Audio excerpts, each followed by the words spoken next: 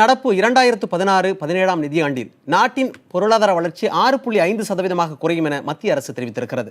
மத்திய நிதியமைச்சர் அருண் ஜேட்லி நாடாளுமன்றத்தில் தாக்கல் செய்த பொருளாதார ஆய்வறிக்கையில் இவ்வாறு தெரிவிக்கப்பட்டுள்ளது. விவசாயத்துறை கடந்த நிதியாண்டில் 1.2% வளர்ச்சி கண்டிருந்த நிலையில் இந்த ஆண்டு அது 4.1% அதிகரிக்கக்கூடும் என தெரிவிக்கப்பட்டுள்ளது. அதே சமயம் தொழிற்துறை வளர்ச்சி 7.4% இருந்து 5.2% குறையக்கூடும் என்று கூறப்பட்டுள்ளது. வருமான வரி விகிதங்களை குறைப்பதுடன் வரி செலுத்துவோரின் எண்ணிக்கையை அதிகரிக்க நடவடிக்கை தேவை என பொருளாதார ஆய்வறிக்கையில் கூறப்பட்டுள்ளது. பண மதிப்பு நீக்க நடவடிக்கையால் நாட்டின் வளர்ச்சி 0.25% முதல் 0.5% வரை குறையக்கூடும் என அது தெரிவித்திருக்கிறது. அதே சமயம் ஜிஎஸ்டி அமலாக்கம், பண மதிப்பு நீக்கத்தின் பலன்கள் மக்களுக்கு உடனடியாக கிடைக்க வாய்ப்பில்லை என்றும் தெரிவிக்கப்பட்டுள்ளது. உலக சந்தையில் இந்திய ஜவுளி மற்றும் தோல் பொருட்களின் போட்டியிடும் திறனை வளர்க்கும் வகையில் வரி மற்றும் தொழிலாளர் தொடர்பான விதிகளில் சீர்திருத்தம் தேவை என்றும் அறிக்கையில் பரிந்துரைக்கப்பட்டுள்ளது.